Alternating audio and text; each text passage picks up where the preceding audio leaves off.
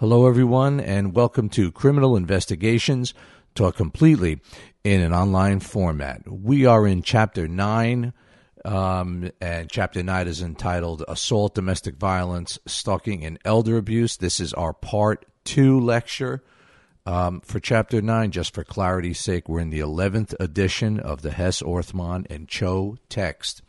We are on page 320, and we wrapped up Part 1 of Chapter 9, talking about the elements of assault, and we talked about the culpable mental states, and in New York, we talked about things like physical injury versus serious physical injury, right?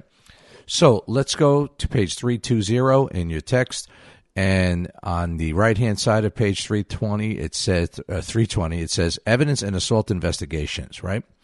And the first paragraph says, corroborate the victim's information with physical evidence, right? First thing is, corroborate is a term we are going to be using repeatedly, right?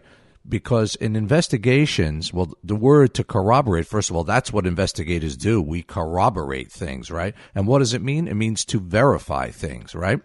So it says physical evidence in an assault case includes photographs of injuries, clothing of the victim or suspect, weapons, broken objects, bloodstains, hairs, fibers, and other signs of an altercation. Yeah, and when we find these pieces of evidence, we voucher them, V-O-U-C-H-E-R. Voucher is usually used as a noun, right? A voucher is usually a piece of paper that entitles you to something or documents something. But in NYPD circles, when we take something into custody, we say we voucher it, and we actually turn voucher into a verb, right? So you'll find evidence at the scene, and the sergeant might say, hey, let's voucher that. You know, you take a car into custody. Let's voucher that. You take something into custody to determine who really owns it. You know, maybe it's lost property or found property. Let's voucher that. So again, physical evidence, we're going to be vouchering, right? Let's go down a couple of paragraphs, and it says, if you suspect that alcohol or drug use may have contributed to the assault, arrange for the appropriate urine, blood, and breath tests, again, obtaining the required warrants beforehand. Photograph and make notes regarding evidence that indicates the intensity of the assault. For example, overturned furniture, broken objects, torn up sod, and bent shrubs. Yeah, of course, right? If you are witnessing evidence that kind of paints the picture that this was a violent or aggressive assault, you want to document that. And one of the ways to do that, of course, one of the most effective ways is to photograph it or video it, right? The next paragraph at the bottom of page 320 says, reflective ultraviolet photography, right? UV, also called what? Black light, right? Can allow investigators to document injuries on flesh as long as 9 months after they have visibly healed. Well, I don't know where they get the 9 months from. I'm sure it was written somewhere. But the main thing to understand about ultraviolet light is it does allow us to see old injuries on skin, right? It's injuries that have healed to the naked eye. Once you light them up with black light, we can see it. So they're helpful in assault cases, right? It says reflective ultraviolet photography can reveal pattern injuries. That is, injuries that have a recognizable shape, including cigarette burns, whip or belt marks, bruising, contusions, abrasions, injury margins from immersion burns, bite marks, and scratches. All right, so black light is helpful. All right, black light is very helpful. Investigating domestic violence. Well, listen, this is such a serious topic, right? And I just want to start off by saying that, you know, when I was a young cop back in the early 1980s, it was right at the time when police departments started to understand that they had to take domestic violence seriously, that they couldn't just sweep it under the rug, or they couldn't view it as merely a family affair, right? That these were crimes. And so really, I was a young cop in the days when it was changing. So literally, if you were working with an older cop at the time, you know, if my partner in the car that night was 50 years old, he might be of the mindset that, we don't really get involved in domestic violence. But meanwhile, as a young cop, I knew and understand the importance of not only getting involved, but in making the arrest, because that is really when the mentality of domestic violence really, really started to change in law enforcement, right? The 70s and the 80s, right? So let's take a look at the text. Now I'm reading right from the text. It says, domestic violence has deep roots in the patriarchal systems the colonists brought with them when they settled in the New World.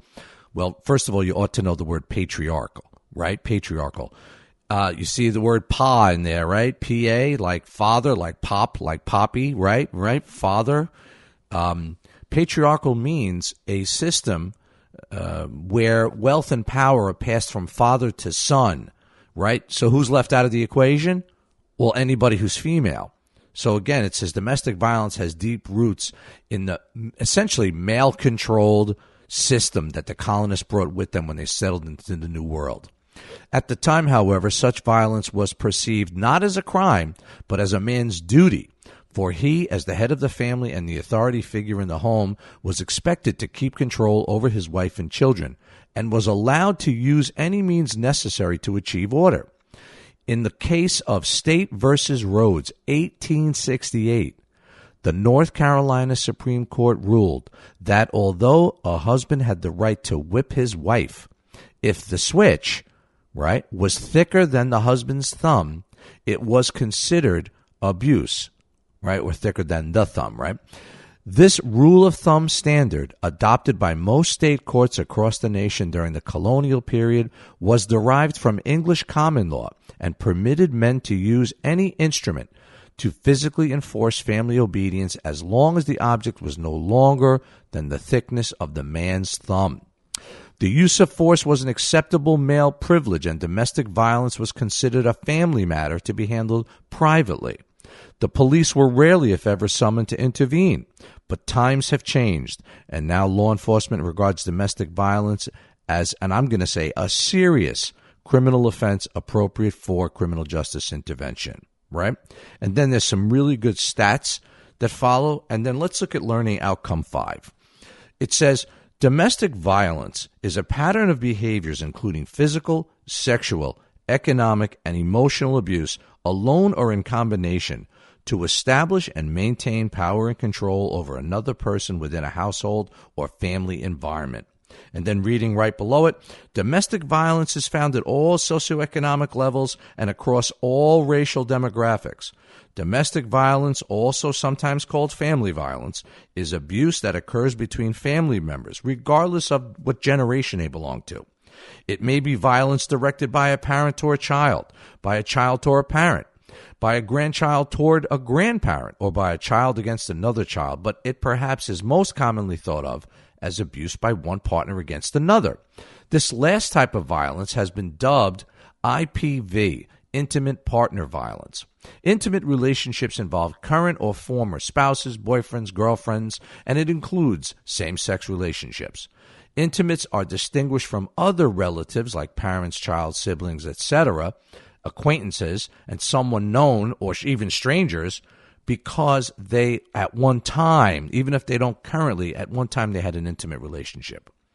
The National Institute of Justice, NIJ, describes 4 main types of intimate partner violence, and then it talks about physical violence right below it, right? The italics in the indented text. Physical violence, sexual violence, threats of physical or sexual violence, psychological and emotional violence, right?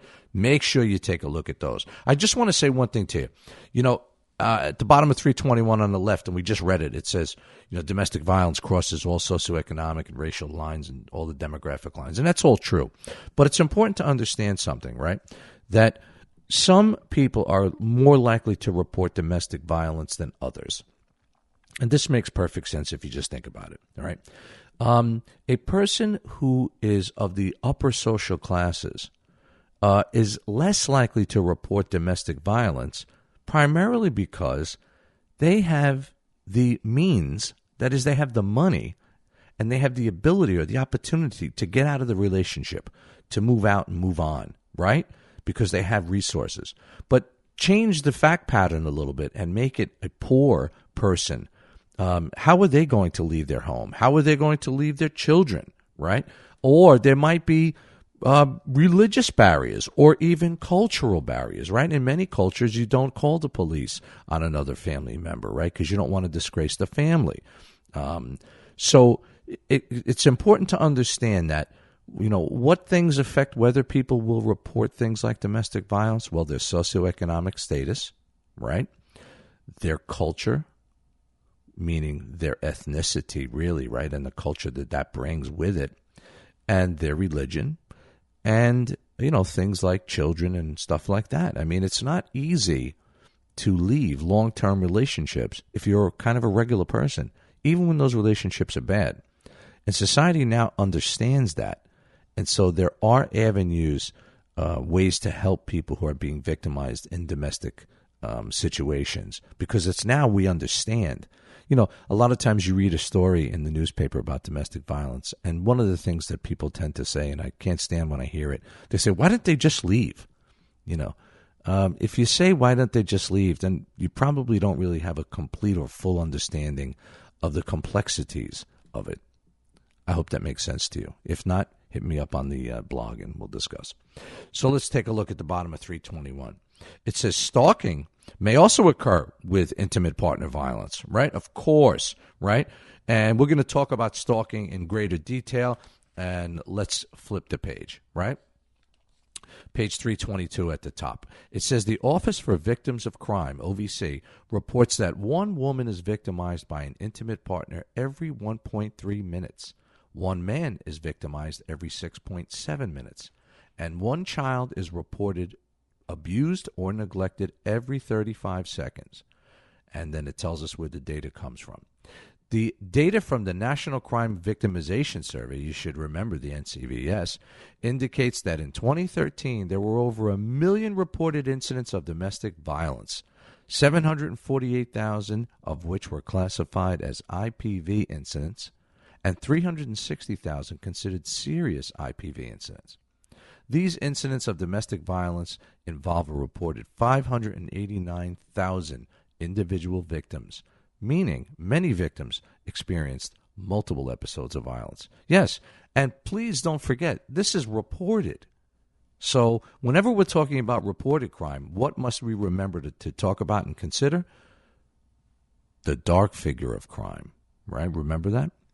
Okay, so let's take a look at the next paragraph. It says, these figures, however, are an undercount because much of the domestic violence that occurs goes unreported. Yes, and we've already spoken, right, as to why they may go unreported, right?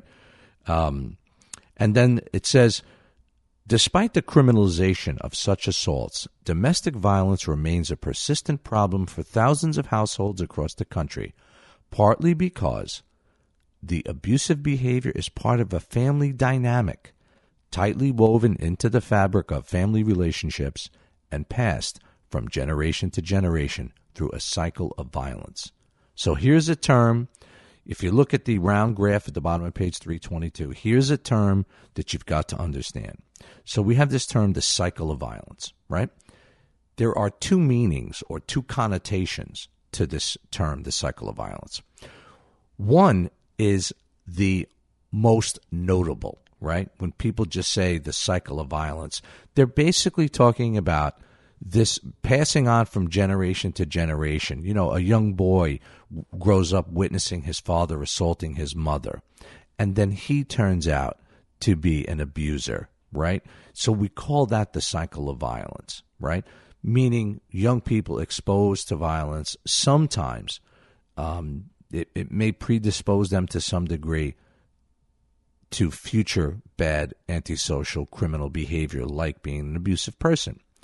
The other meaning or connotation to cycle of violence is what we call the domestic violence cycle of violence, right? And that's demonstrated in the circle chart, figure 9.1 on page 322. And the domestic violence cycle of violence basically has three stages.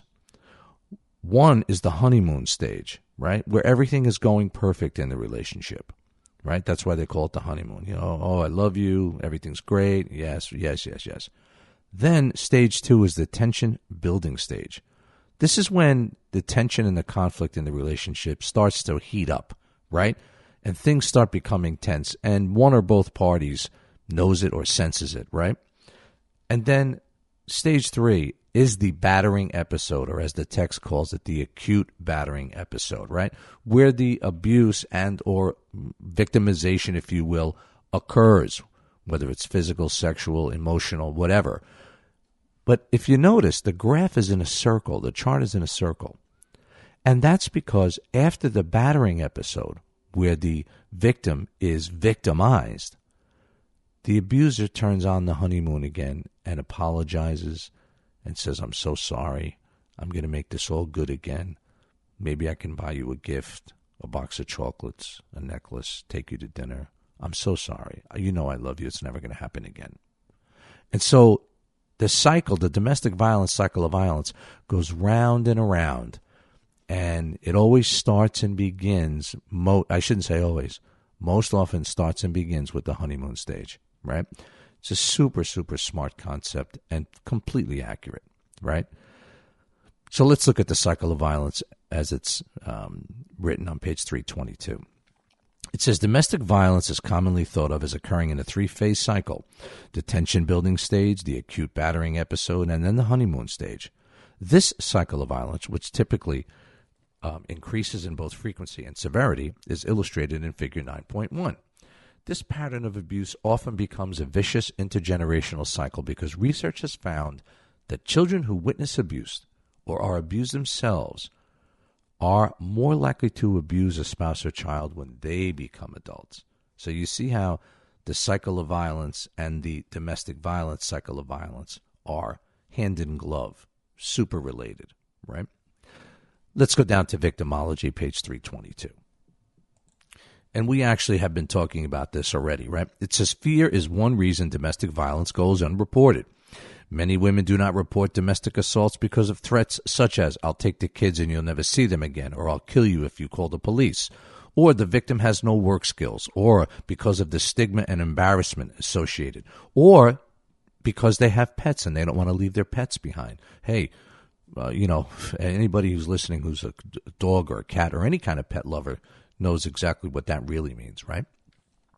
So let's go up to the top of page 323. It says domestic abuse in families from diverse ethnic or cultural backgrounds also commonly goes unreported, right? And it says, for example, female abuse victims of Asian descent are often reluctant to notify the police because they do not want to bring shame. Yes, well, this is what we were talking about. Social status, socioeconomic class, essentially, religion, ethnicity, culture, children, things like that all play a role in determining whether or not the victim is going to call. And then you have the myth-fact box on page 323. Make sure you take a look at it. It was exactly what we were talking about a minute ago. And then below it says, statistics document. And, by the way, when I ask you to read something, and you should be reading the text in its entirety, by the way. I know I skip around a little bit, but I would really like you to. And there's nothing wrong with pausing the lecture and reading something in depth that I tend to skip over. I mean, actually, I kind of recommend that, right? So, like, if I kind of move from, this juncture to, skip half a page, pause the lecture and you read it, right? Look below the myth and fact box. It says statistics document that many batterers eventually kill their intimate. One study found that in as many as half of domestic violence-related homicides, police had been previously called to respond to a domestic incident between the two parties. In some instances, the male batterer becomes the victim of a homicide. In such cases, the defense often attributes the murder to the battered woman syndrome, which is based on the concept of duress and results from a cycle of violence, meaning that there are some cases where women who are being victimized lash out and then they either seriously injure or kill the person who's been abusing them all along.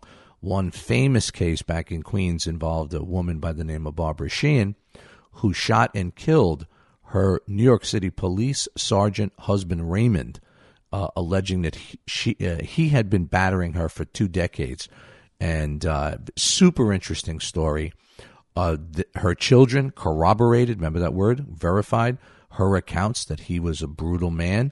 And I think we have one of our required readings coming up might be on it, I think. But if not, we can talk about it on the blog. Take a look at it or Google it, and you'll find it interesting. Down the bottom at 323, it says women as abusers. It says, although most abuse victims are women, women also perpetrate such violence. An estimated 12.5% of intimate partner violence cases, or 1 in 8, involves a female batterer and a male victim. Skipping down a little bit, it says many reports of husband abuse go unreported because these men anticipate an unsympathetic or incredulous reaction from responding officers. Yeah, and I have to tell you something. You have to be so super sensitive when you come upon a domestic violence incident because you really, really have to encourage the victims to come forward. And if you look on page 323 on the other side, they talk about same-sex domestic violence or domestic violence within the LGBTQ community, right?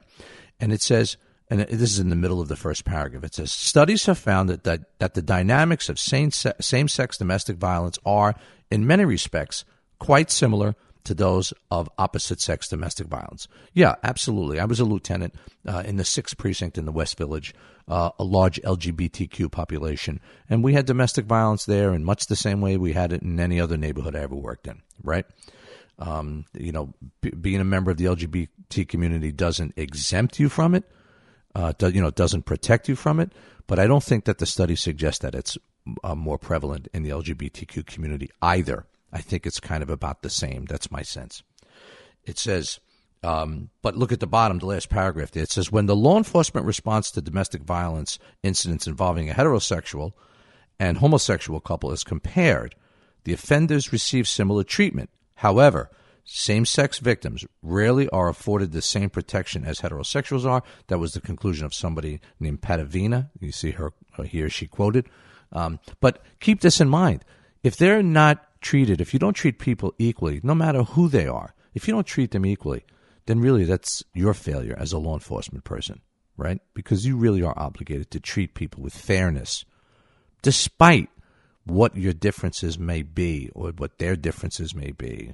You have an obligation to treat people with fairness. And then the discussion goes to when the police is, when the person who's an abuser is a cop, right? Well, listen, common sense. First thing is, if you have an abuser who's a cop, they have guns, right? So that's a whole nother concern, right? I've had my fair share of responding to incidents like that when I was a cop. And when you're a captain, you're often called on to you're often called upon to make decisions whether or not to suspend or arrest somebody who's involved in domestic violence. Just so you know, in the New York City Police Department, when cops show up to a domestic incident and anybody in the household is a member of the police department, the sergeant must respond and take control of the situation. So the two responding officers no longer are allowed to handle the situation without the sergeant being present. And that's a way to protect victims, right? They also created a law that really, really affects police officers who are accused of domestic violence. Let's take a look at the last paragraph in this section. It said, spurred by research that showed how domestic abuse can evolve into domestic homicide, particularly when a firearm is available to the abuser, a federal law was passed in 1996 prohibiting anyone, including a police officer who has been convicted of a qualifying misdemeanor domestic violence offense, from owning or using a firearm or possessing an ammunition. This law, known as the Lautenberg Act, it's named after Frank Lautenberg, by the way, who was a New Jersey senator, amended the Gun Control Act of, of 1968, which barred only those convicted of felony offense from owning or using a firearm. And then it says this law also puts another wrinkle in the issue of police-involved domestic violence, because an officer who is unable to carry a gun is unlikely to find or retain a job. Yeah, so what the Lautenberg Act did was really put cops across the nation on notice. If you get convicted of a qualifying misdemeanor domestic violence offense, you will lose the right to carry a gun. Well, what does that mean for their employment, right? So there's a huge incentive for police officers to not engage in or become involved in domestic violence. They can lose their livelihood.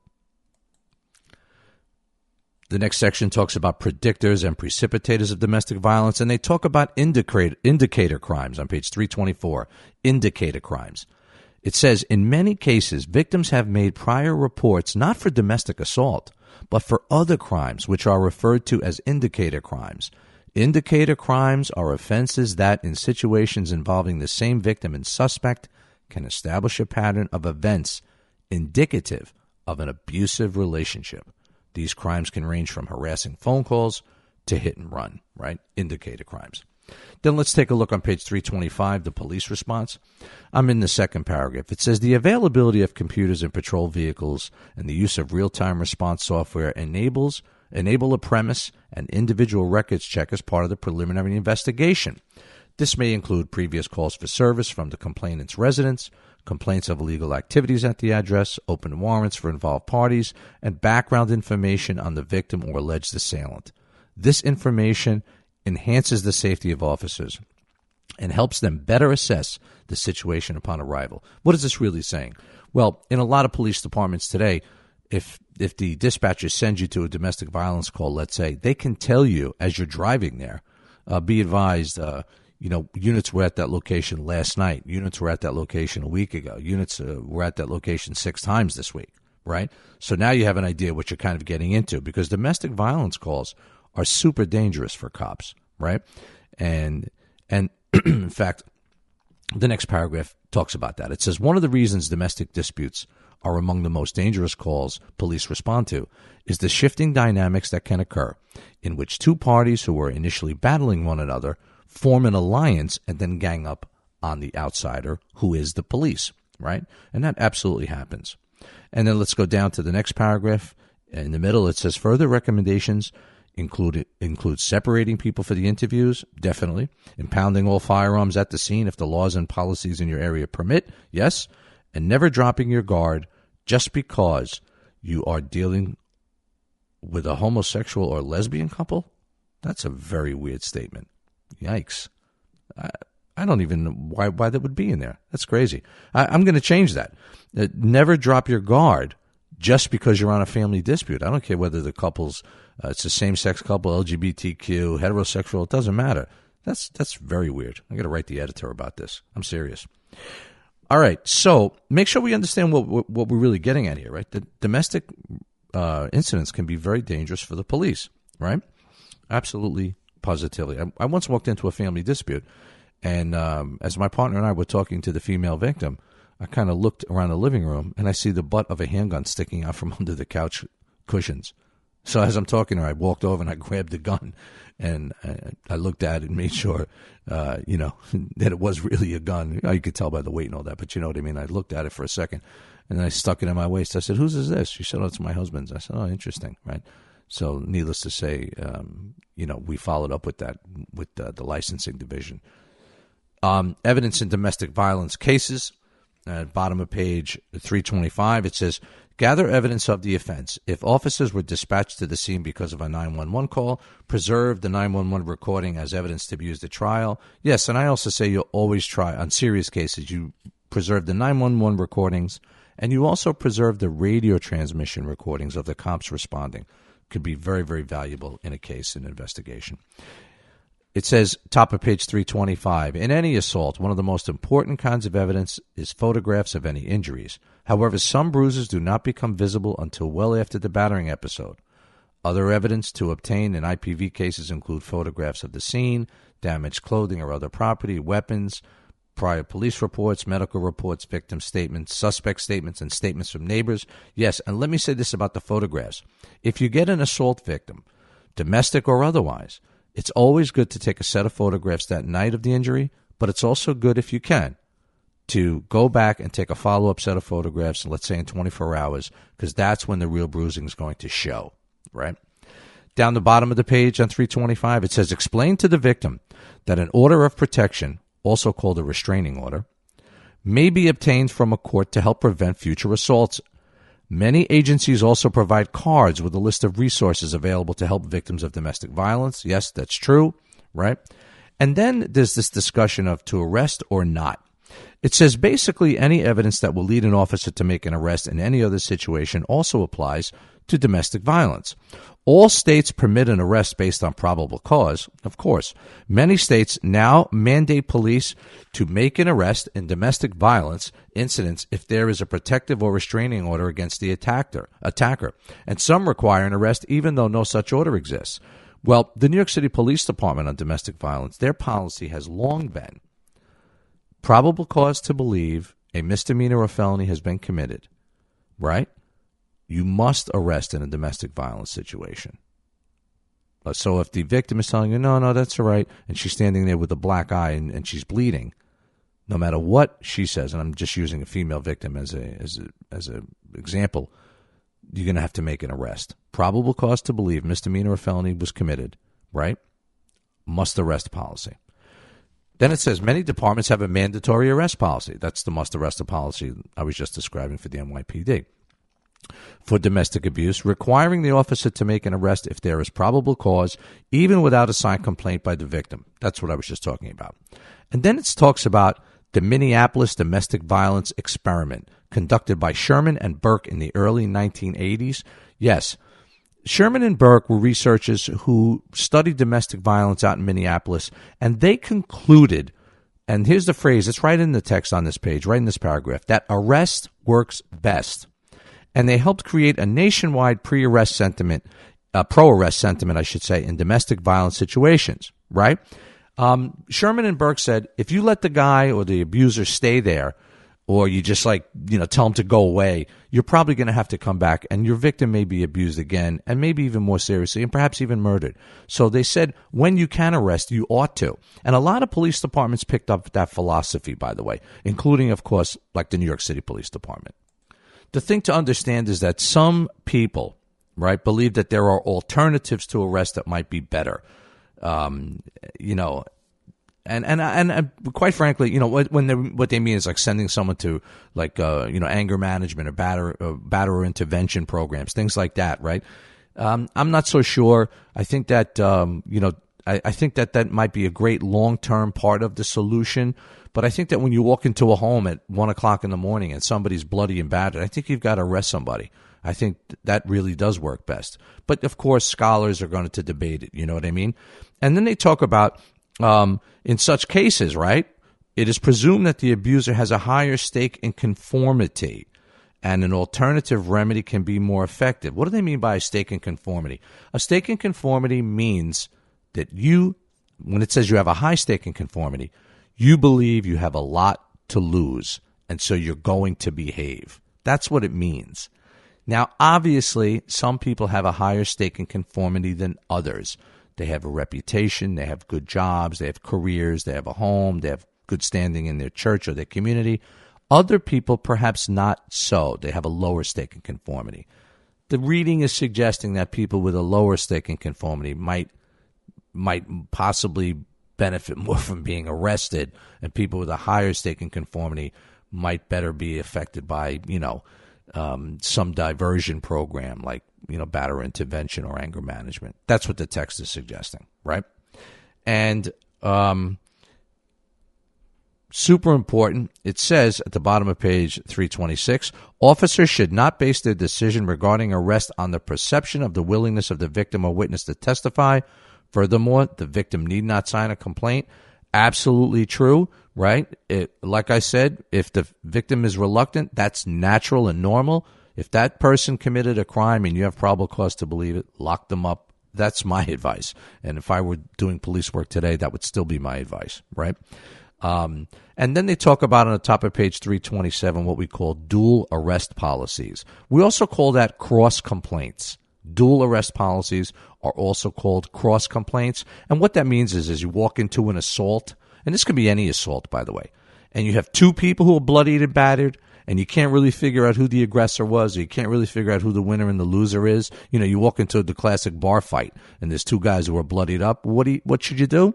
You should probably arrest them both and let the court system figure it out. That's a cross complaint. That's a dual arrest policy. And you could have it in domestic violence situations as well. It's actually, my opinion, it's rare in a domestic violence situation, but it could occur. You know what I mean?